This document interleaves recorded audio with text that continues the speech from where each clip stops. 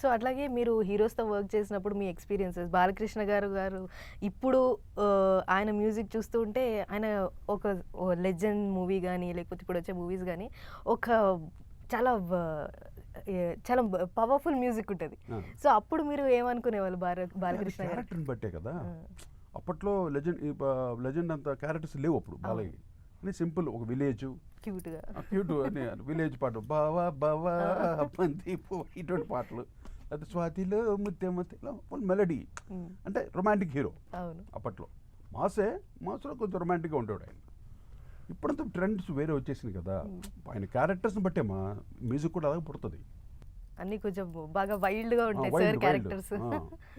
So మీకు ఇప్పుడు చూసినప్పుడు అరే బాలకృష్ణ గారికి అప్పట్లో ఎంత క్యూట్గా కొట్టాను మ్యూజిక్, ఇప్పుడు ఇంత వైల్డ్గా వస్తున్నాయి మ్యూజిక్. సబ్జెక్ట్ని బట్టి మ్యూజిక్ వస్తుంది. వైల్డ్ మ్యూజిక్ మేము చేసాం చాలా. సబ్జెక్ట్ని బట్టే వస్తుంది మ్యూజిక్. ఇప్పుడు ఏంటంటే టెక్నాలజీ వచ్చింది. డిటిఎస్ అని, డాల్బీ డిజిటల్ అని, అట్మాస్ అని ఇవన్నీ రావటం వల్ల సౌండ్ యొక్క ఇంపాక్ట్ పెరిగింది. అప్పట్లో మేము చేసిన 3 ట్రాక్ రికార్డింగ్లో మోనో రికార్డింగ్ ఎక్కడ వస్తుంది. తర్వాత డిటిఎస్ వచ్చింది.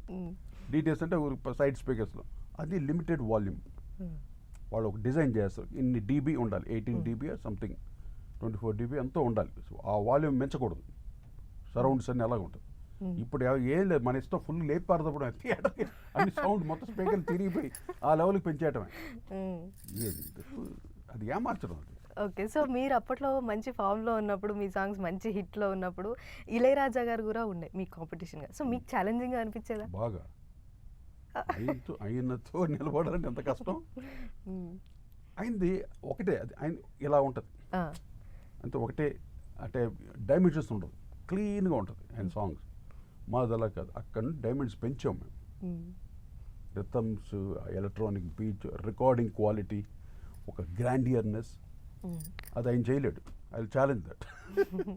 ఆయన ఒక స్కూల్కి అలవాటు అయ్యాడు.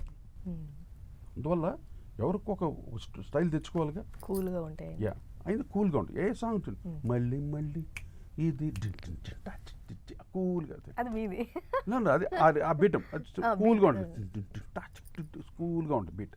మాది అలా ఉంటుంది. మరి గ్రాండ్ రిథమ్స్, హెవీ రికార్డింగ్స్, అంటే ఒక గ్రాండియర్నెస్. ఇప్పుడు జిమ్ అనే 9 పెట్టదు మొత్తం డ్రమ్ డ్యాన్స్, అది మెకానికల్లో ఉంటుంది. చిరంజీవి గారు, విజయశాంతి గారు ఆ సాంగ్ వినండి. అసలు ఎలా, అసలు ఎవరు ఇండియాలో ఎవరు రికార్డ్ చేయలేడు అలా.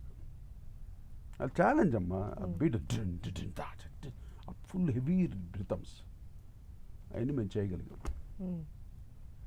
ఇళయరాజా కదా ఆయన వేరే స్టైలు, రాజ్కోటి స్టైల్ డిఫరెంట్, కోటి styles different. That's what I'm still in lime light. Okay, లేకపోతే ఎప్పుడు తీసి పారేస్తారు మనం. ఇక్కడ ఎవరి మీద ప్రేమతో ఎవడు పెట్టుకోవడం మనల్ని. మన సక్సెస్, మన కృషి, ఇదే మనల్ని కాపాడుతుంది, మన డెడికేషన్.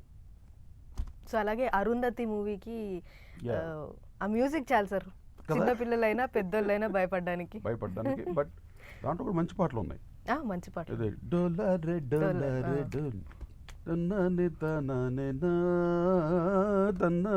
మంచి మెలడీ సాంగ్.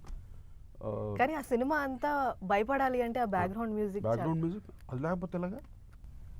దానికి దాదాపు 18-20 రోజులు ఎంతో పట్టింది. More than 20 days background score చేయడానికి. ఓకే, బాగా వర్క్ చేసాం దానికి. అంటే నాకు అటువంటి జోనల్ సినిమా ఫస్ట్ రావటం, ఫస్ట్ టైం నేను చేయటం ఆ జోనల్ సినిమా. సో చాలా రోజులు పట్టింది, అంటే 20 days పైన పట్టింది బ్యాక్గ్రౌండ్ స్కోర్ చేయడానికి. పాట కూడా అతను స్టోరీ చెప్పగానే పుట్టిన పాట, అది జయజమ్మ పాట. అలా పుట్టిన పాట జయజమ్మ. అది ఫస్ట్ స్టోరీ వినగానే వచ్చిన సాంగ్. అది అంత ఇన్స్పైర్ చేసిన స్టోరీ అరుంధతి. అనుష్క గారు అసలు ఆ క్యారెక్టర్లో కూర్చుంది ఆవిడ. ఎంత గొప్పగా ఉంది ఆవిడ అసలు. అరుంధతి అంటే ఆవిడే అన్నట్టు ఉంది ఆ క్యారెక్టర్. అది కూడా డైరెక్టర్స్ కోట రామకృష్ణ గారు, తర్వాత రాహుల్ నంబియార్ అని, అంతకుముందు ఇంకో రైటర్ ఉండేవాడు ఎవరు, సభాపతి అని, అతనే స్టోరీ చెప్పాను. Is the director actually first. తర్వాత అని మారింది. అఫ్ కోర్స్ సక్సెస్ ఇక్కడ కౌంట్స్, ఎవరు ఏదేని కాదు. కానీ మ్యూజిక్ నాకు అవకాశం రావటం, ఆ సినిమా నాకు నిజంగా నా అదృష్టం.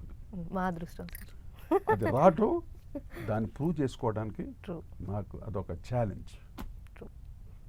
ఈ రోజుకి వినండి ఆ బ్యాక్గ్రౌండ్ స్కోర్ కానీ పాట భూభూ భుజంగం పాట వినండి ఎంత భూభూ భుజంగం దిత్తై తరంగం నీ అంతరంగ అదో తరరరర, నీ డడడండడ. ఎంత ఎమోషనల్ సాంగ్ అది. True sir. వాడు పిశాచి గారి దగ్గర పాడుతుంది. వాడు ఎంత బ్యాడ్ భయంకరమైన క్యారెక్టర్, ఒక అఘోరి, బ్యాడ్ అఘోరి. ఎలా చేయలే పాట దానికి ట్యూన్ ఇచ్చేసాను దానికి. It's all tunes you know.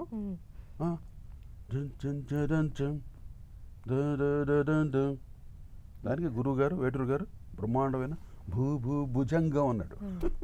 దిత్తై తరంగం. బ్యూటిఫుల్. ఎంత గొప్పగా రాశారు వేటూరు గారు. ఇది ఇలా అనమాట. అంటే ఆర్కెస్ట్రేషన్ వినండి, ఆ సాంగ్ ఫీల్ కానీ ఎలా ఉంటుంది, ఏది కాపీ కొట్టి కాదు అది.